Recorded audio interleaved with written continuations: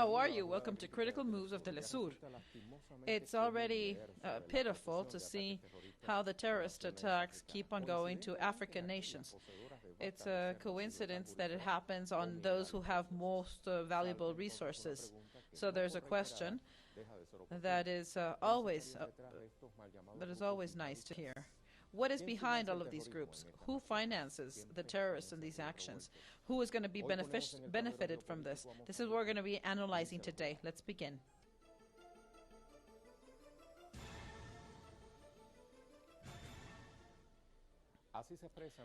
This is how the residents of this country of Southeast Africa speak. I call on the government to do everything possible to stop this war so we can go back to a normal life.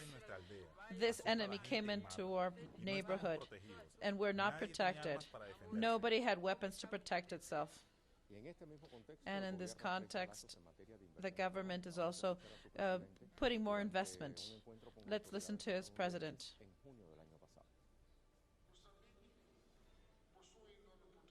Mozambique has a huge economic future to attract anybody, especially in agriculture, agro-industry, tourism, and minery. All of these resources include natural gas, carbon, oil, graphite, bauxite, water, forests. Let's go now to the map. Let's see where this country is located. Mozambique, a very much desired country. This is located southeast in Africa. On the north, it has the border with Tanzania and Malawi, with the west with Zambia and Zimbabwe, and to the south with South Africa. And it also has a border with Madagascar. The capital is Maputo. Mozambique has 799,380 square kilometers. It's on the west of the eastern border of Africa. For many reasons, this country has a geopolitical relevance. First, it has lots of oil and natural gas underneath, with 4.2 million cubic square of natural gas, this in the front of the Delgado Cape. Once they start to export, which has been delayed until 2022, it can be one of the main producers of liquefied gas. Then they have the Channel of Mozambique. This is a zone that connects the wide Mozambican country and through which most of the sea traffic goes through. All of the boats that can't go through the Suez Channel goes direct to the Mozambican Channel. This channel is going to be one of the most pivotal passes through Africa and South Africa. Whoever controls Mozambique will control an exclusive zone with a lot of resources. Due to their border, this country has become a place where many traffic drugs pass through by. And there is also the apparition of armed groups with a lot of terrorist cells that sporadically attack the people there.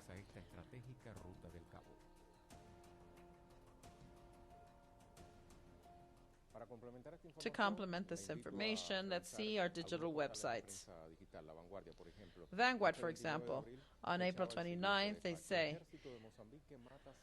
the Mozambican army kills 129 terrorists in the north zone.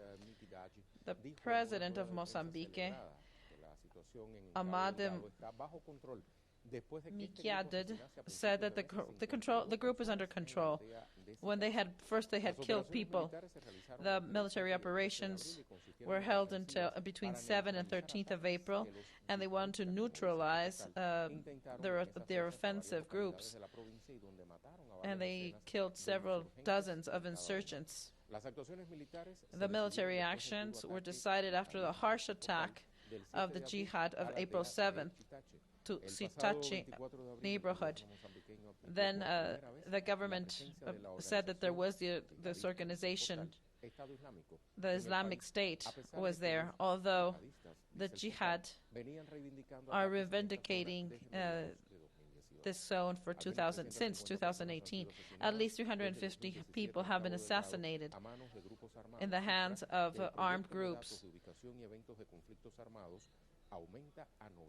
And this is increasing the number of attacks. What did Israel News say on March 25th?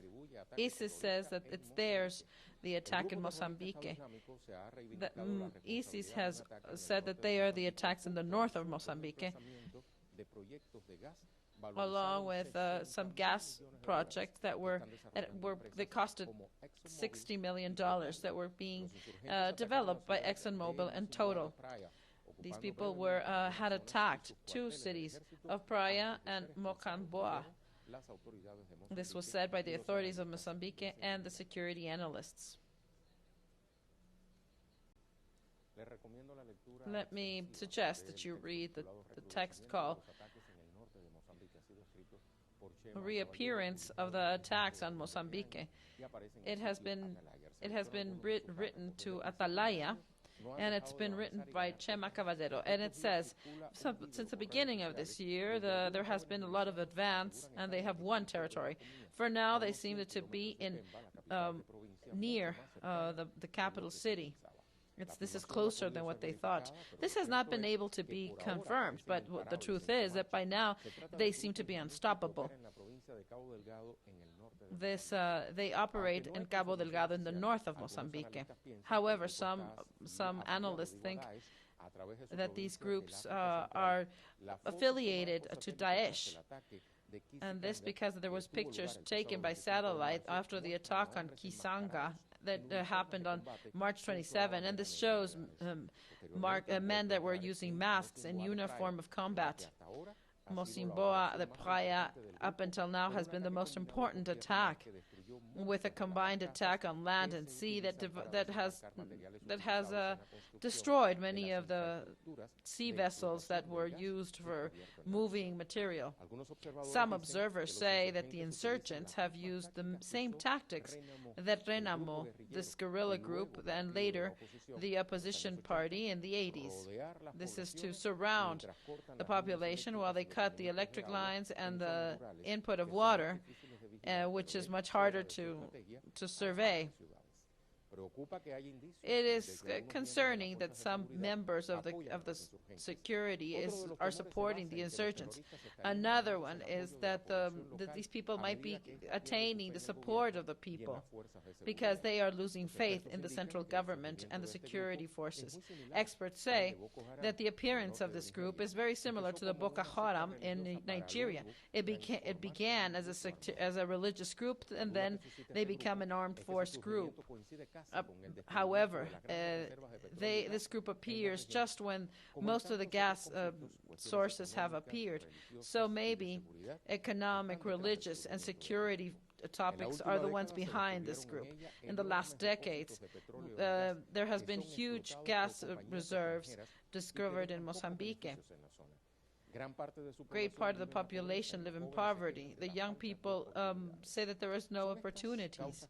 Are these the reasons why there's the insurgency? Or before? When should this be attacked? Like in other parts of Africa, the only thing that is possible is that the people go with the insurgency, which doesn't put an end to this conflict. How about if we go to Africa, to our correspondent in Congo? Let's see what he has to help us with. Hi, Oscar.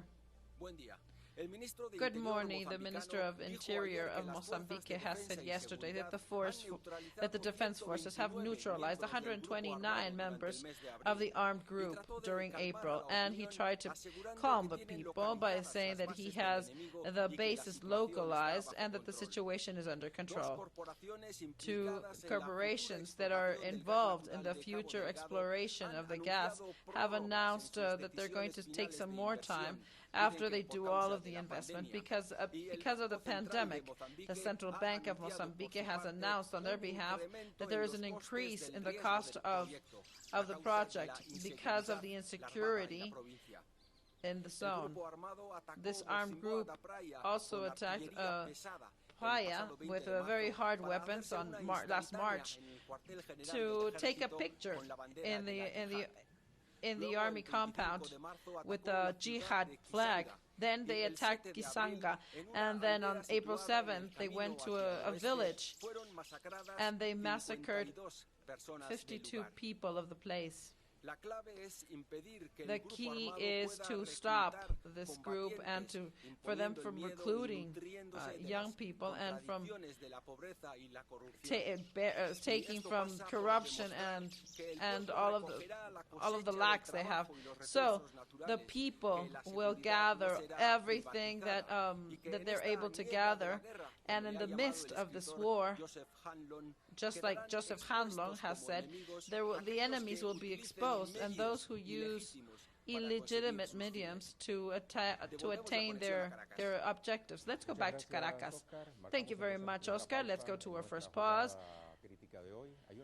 And there is a question of the day based on which you can give us your opinion.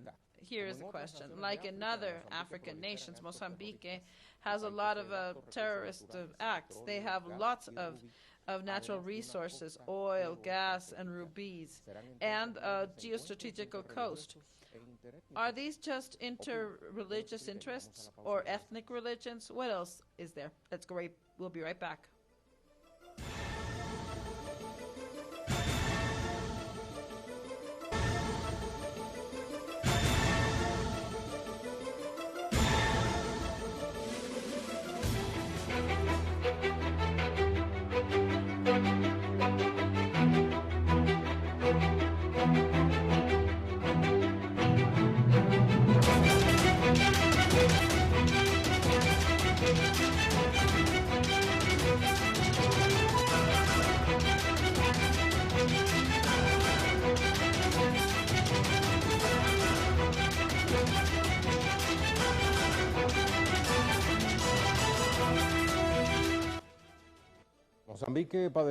Mozambique had a long and awful civil war after several peace agreements.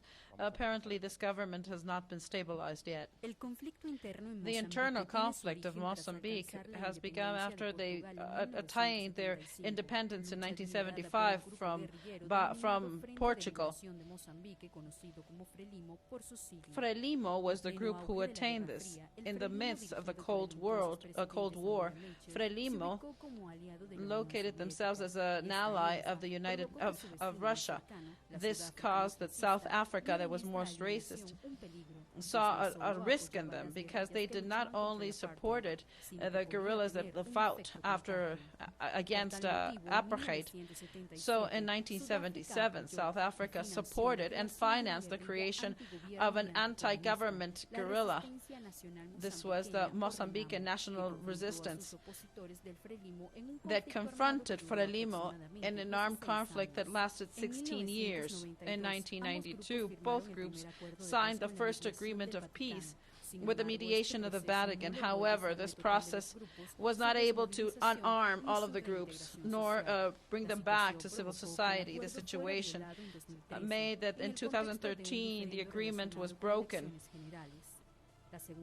The second time that both groups negotiated peace was in 2014, but this was quickly broken until Renamo in 2016 declared a unilateral truce. It was in 2019, August, when both the most important forces of the politics found a peace enough to take them to elections. This was an end to the military between Renamo and the Front of Liberation of Mozambique.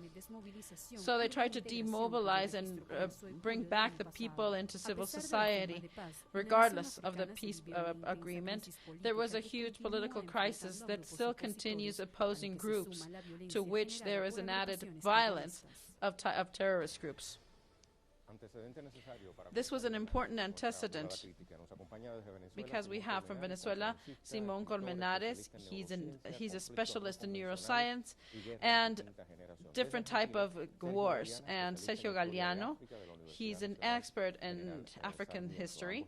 I want to greet you both to our space. Let's begin with Sergio. I would like you to give us a little bit more of context than we just presented. He is a profound connoisseur of all of the African continent. So can you tell us what has been the legacy of these conflicts of the 80s and that they still have any type of life there? Well, and first of all, as I said before, the Civil War in a very extremely poor country, regardless of the fact that they have very important natural resources. The Portuguese colonialists left nothing there that was worth it. And the war, what they did was to destroy everything that was left. Any type of infrastructure was destroyed. And after the agreements of the peace agreements between the government and the Renamo, and what they did was to create a framework within the political framework that existed. And what they sought was to have free elections and regular elections. What we see nowadays in the north and extreme north of the country is that there are terrorist groups that have nothing to do with the conflict, the original conflict, which is the Frelimo and Renamo. But of course, this is just a political war. That's about it. And to begin with,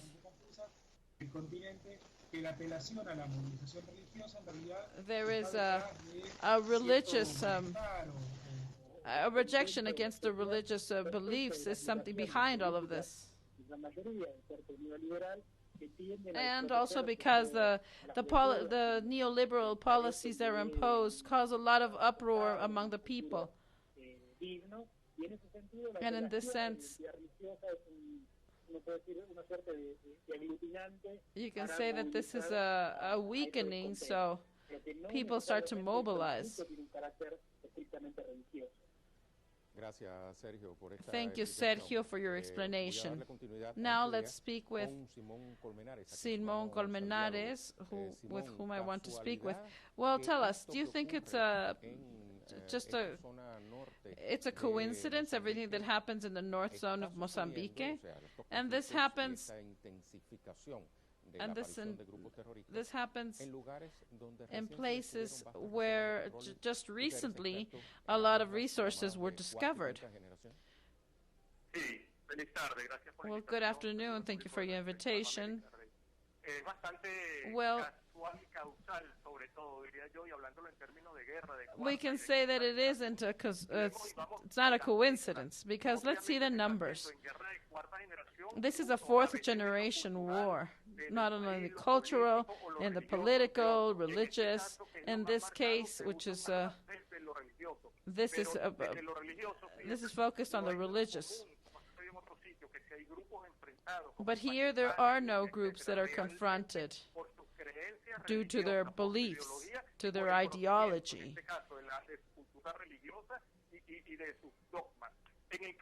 In the case of Mozambique, these are external groups, external to these conflicts, that are making use of the religious beliefs of a group. In this case, this is a small group. It's like 20% of the population. It's not such a big group, but on the other hand, what you see is that they're radical defenders of the Quran. And it is here when there is a place where this can proliferate. They recruit young people, It's like 90% of the people are young.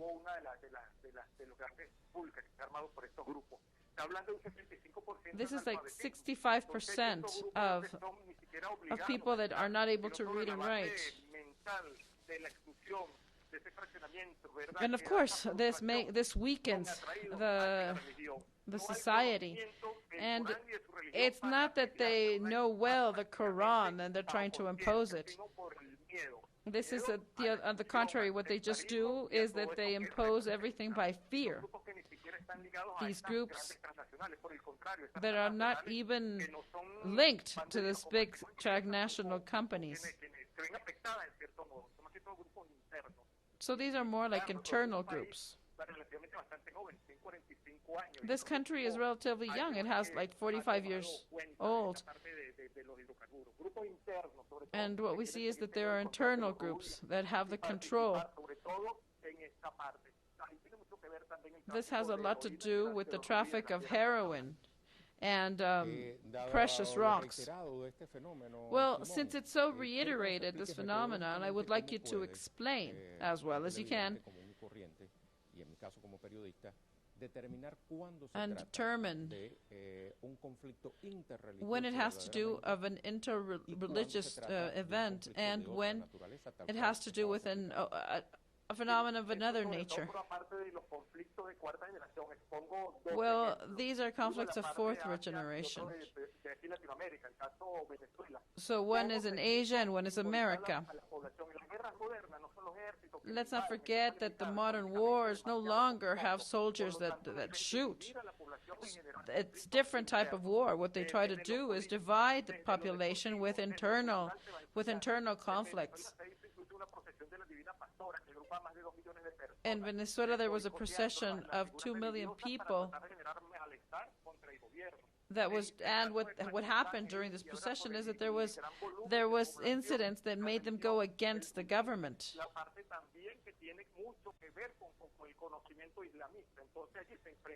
So here we have a scenario where you have the conflicts between many religious beliefs that represent each one bigger groups.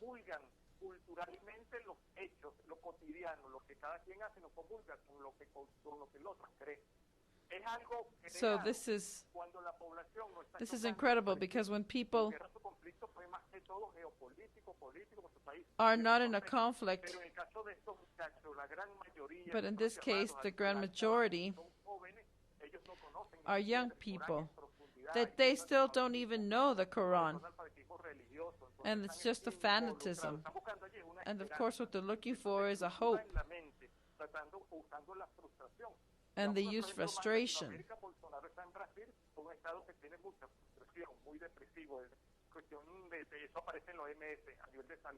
And of course here we have this is mixed with this pandemic. And in the case of Mozambique, what does call our attention is how small fraction groups have been fundamental and have access to these type of strategies and find the vulnerable population. Thank you very much, Simon. Sergio, Simon was saying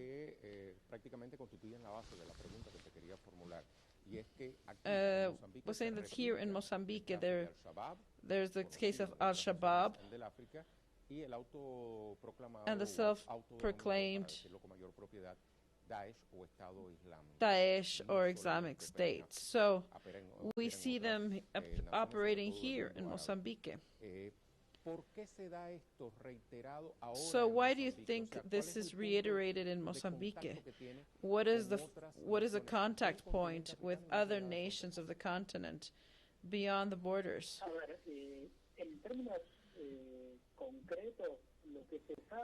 Well, what we do know is that the Islamic groups of Mozambique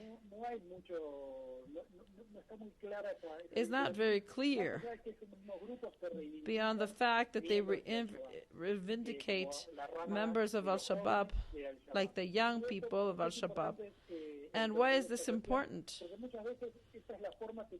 Because this might be the way that these groups in Mozambique have to call the attention on the international community.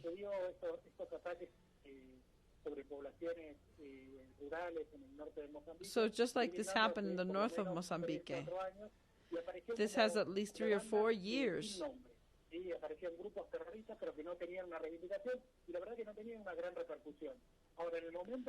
For the moment when these flags were waved, these black waves were waved, and they self-proclaimed themselves Al-Shabaab, they have an international repercussion. It is clear there is somebody outside of Mozambique that's coordinating the attacks, or that these groups have found this self-identification as a way to acquire international relevance, especially with the government of Mozambique.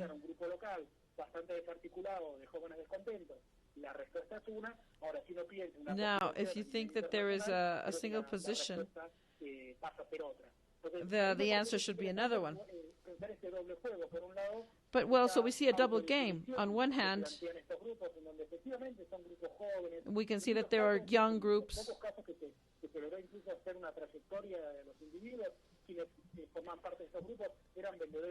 and they were just people that were on the streets.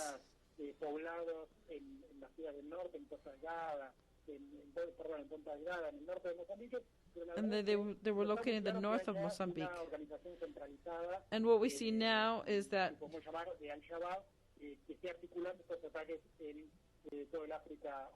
they're trying to improve their organization, but it's not perfect yet.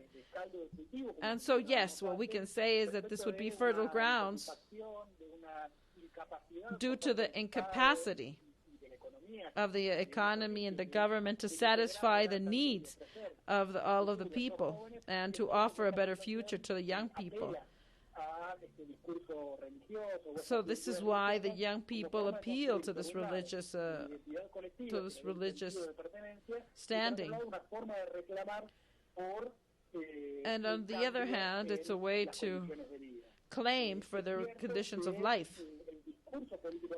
It's true that the political discourse is marginalized. There is no project to improve.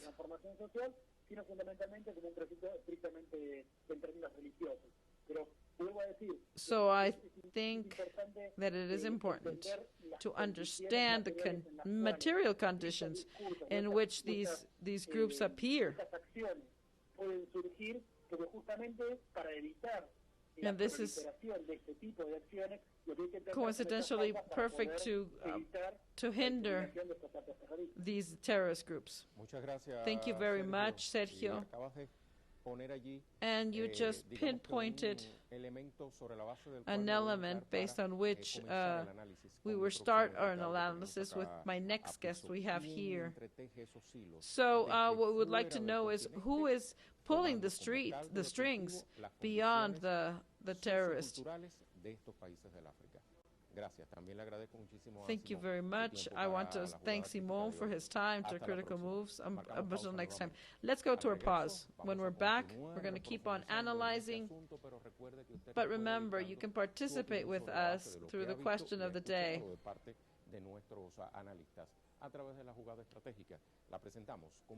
Like another African nation, Mozambique has a lot of terrorists. The country has a lot of natural resources, oil, gas, rubies, additionally from a geostrategical coast. Do you think these are just merely religious purposes, or is there something more? When we're back, we'll have a new guest. We'll be right back.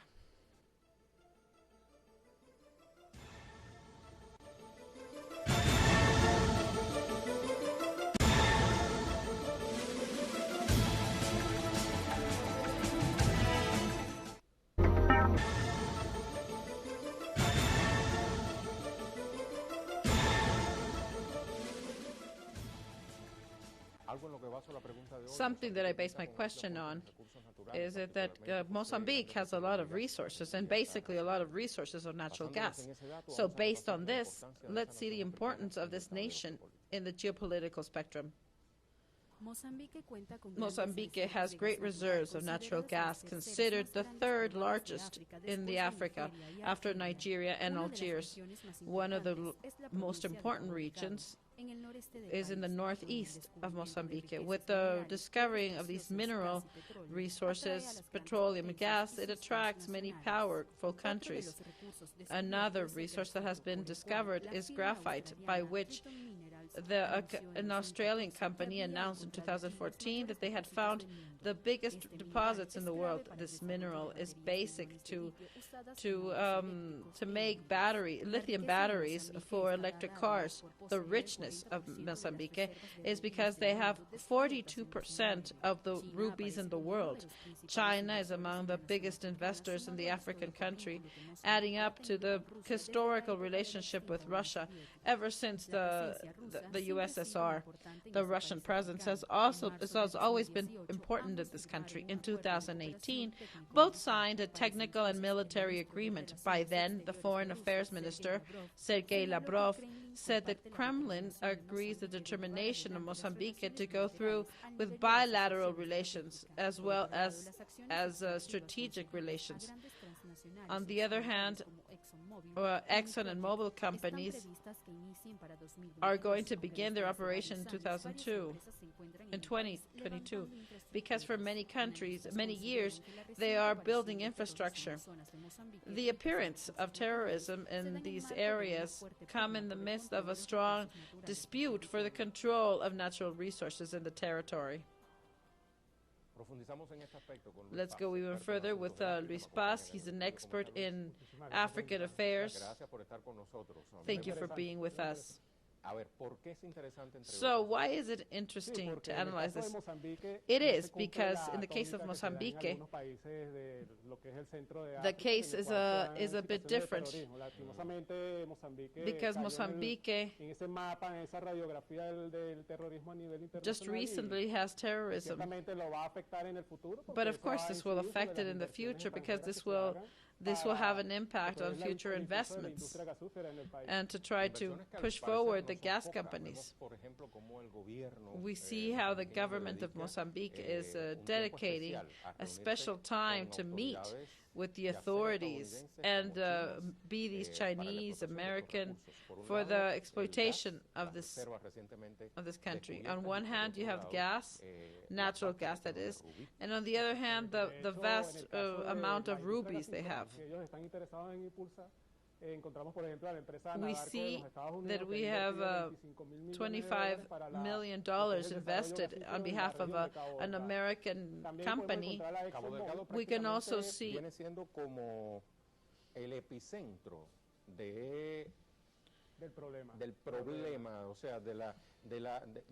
and if we speak about geographically, Cabo Delgado, this is a Skinny Cape is a geostrategic location. That is also that is why it's so desired. In 2015, the Institution of High Studies have alerted that there is a situation in Cabo Delgado because 20% of the people is Muslim, and they have problems with the central government because of the inaction of the government itself. And there is a very high level of unemployment, like 50% among the poor people. And it's larger, the number goes larger if it's women. Most of them just have informal activities, which is not formal job. How has the Mozambican government been attacking this? Well, they have undergone projects with United Nations to try to eradicate unemployment and try to employ more people. However, there is a situation that goes way before. And it has to do when from Maputo to Cabo Delgado there are 200 kilometers and the presence of this government is very small.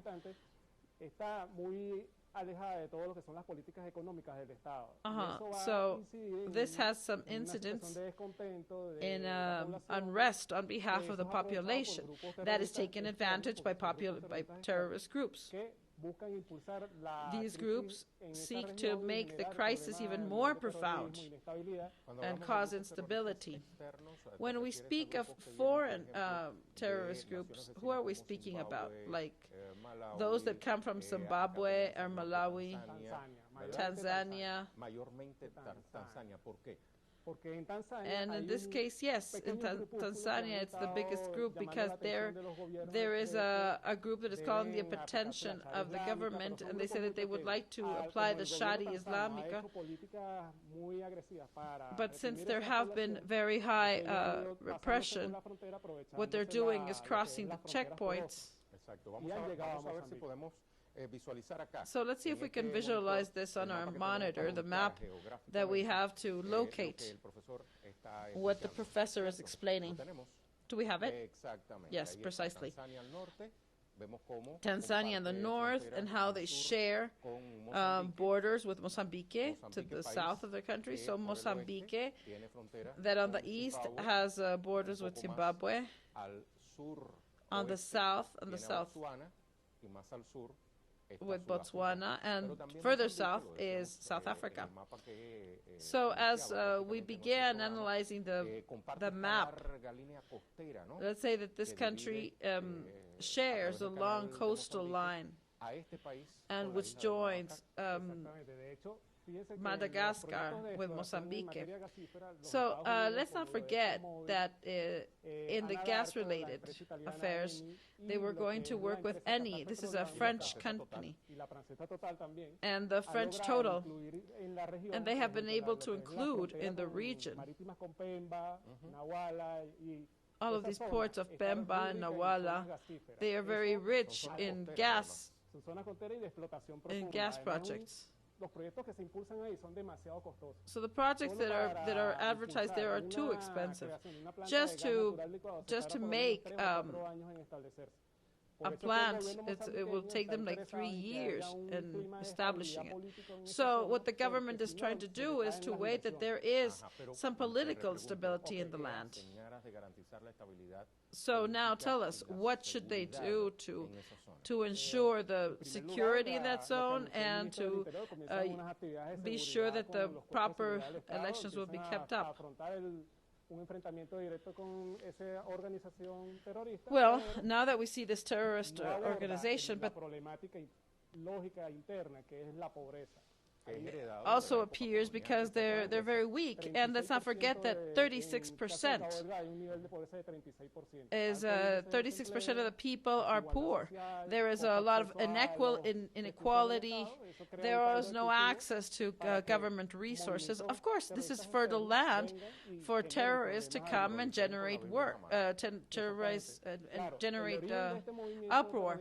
The origin of this group is essentially interior. It began in 2015, and since in 2016 with the first terrorist, there was a level of coordination that says that this group has links to international terrorist groups. Well, it's generally, the great powers use the name of Islamic State to give a common face to a common enemy, which are the terrorist groups in Africa. We also know them as Al-Shabaab, that exist in other parts of Africa.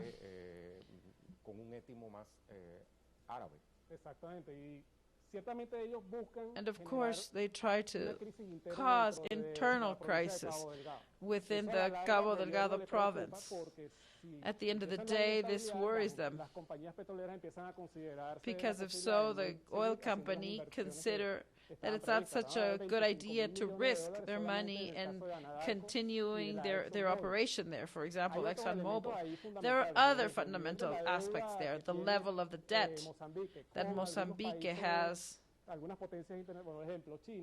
like China is up to $2.1 billion.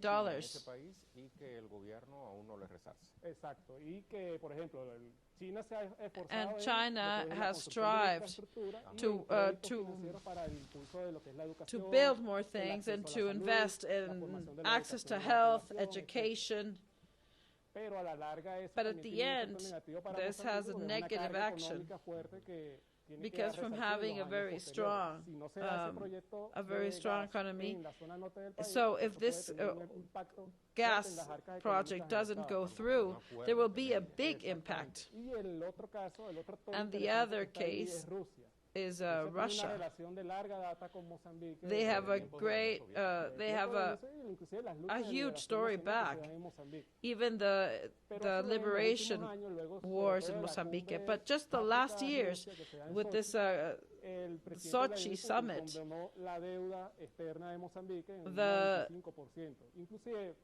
there was a 25% decrease in their foreign debt. This is an action that apparently is part of the foreign agenda of the Russian Federation, because just not like too many years ago, they had the same treatment with Cuba, where they forgave 90%. And 10% were going to be investment in Cuba. So yeah, well, we can see how Russia also invests in gas in the island. But of course, United States is not happy with this, because if you see closer, you see that they're accusing Russia of the insurgency, and the Russian government on many times that in fact they are sending weapons. So United States on whose side? Are they walking hand in hand with the Mozambican government? We saw some declarations of both presidents in a summit with the United States that was held in the middle of last year. And on the other hand, the United States accuses Russia of allegedly arming certain groups in Mozambique to fight against the terrorist groups. So there is a geopolitical game there. Of course, the United States is trying to take care of the resources of the region.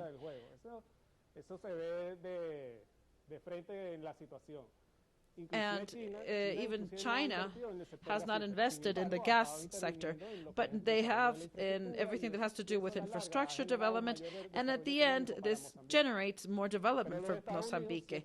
But United States is playing a double role. On one hand, they sit with the Mozambican government, but then they try to sabotage their development.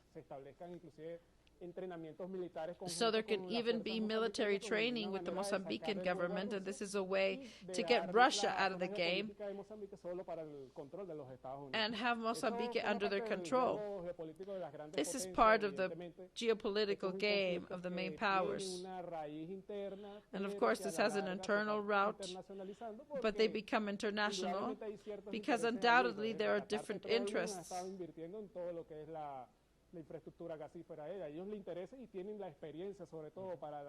As you can see, this they have experience. But we also have Saudi Arabia, who does have a role, because Qatar and Saudi Arabia have a dispute there, and this can also be a factor that changes the balance of this and try to get Qatar out of the political game. Speaking of the unrest, it is commented that the zone of the Channel of Mozambique there is also drug trafficking there. In fact, you see that there are some news releases saying that in Mozambique there is drug trafficking. But I was checking the last report of United Nations to the fight of organized crime, and Mozambique doesn't even appear. They're way beyond South Africa. and they use more designer drugs. But in the case of Mozambique, it was not proven. And of course, the financing of the terrorist groups is down to illegal trafficking of rubies. Is there still piracy in the zone? No. This doesn't really happen like in Somalia, where it does happen. And in the case of Somalia, it's not that evident, because it has to do more with the intervention of the great powers. Some transnational companies came, brought all of the resources, and of course the population there are left with no jobs. However, there's a lot of geopolitical movement, interest of the people to take over their resources, because in the case of Somalia, there is no proven fact that there might be some investigations on what are the resources there. So of course this generates an interest in this country. And of course, let's not forget that due to their geopolitical location, it's very important to have control over it.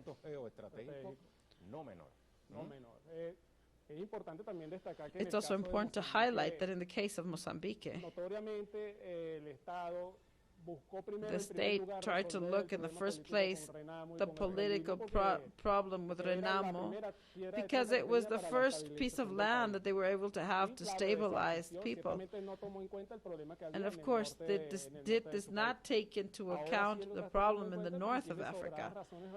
So now what we can see is that, yes, well, Mozambique might have a slow growth economically in this amidst the COVID-19. Everything that has to do with long-term investments could be a problem for the stability of the country. Let's go to our last question. We know who is not interested in having instability to Mozambique. Of course, to their own government and the people. But let's see, who is interested in having this unrest? Well, it's most probable the United States is behind this, because they always try to generate a conflict. Of course, first they start exploring companies, and then they take over with a military intervention. Well, not necessarily. They have to have a central command on land. It's enough with having coordination points.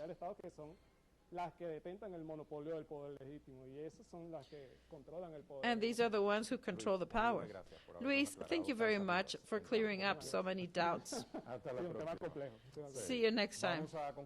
Let's go to our conclusions.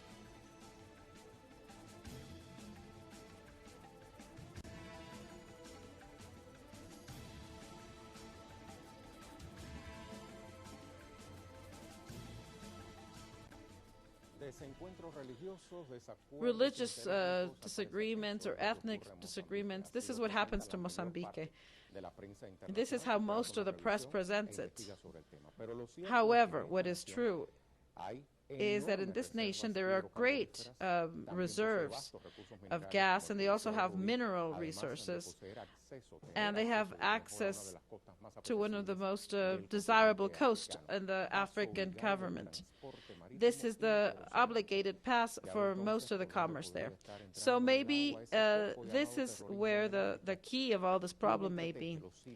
Who is trying to move all of the threads in this impoverished population with a lot of with many people who don't know how to read and write? This is all for today. Thank you very much.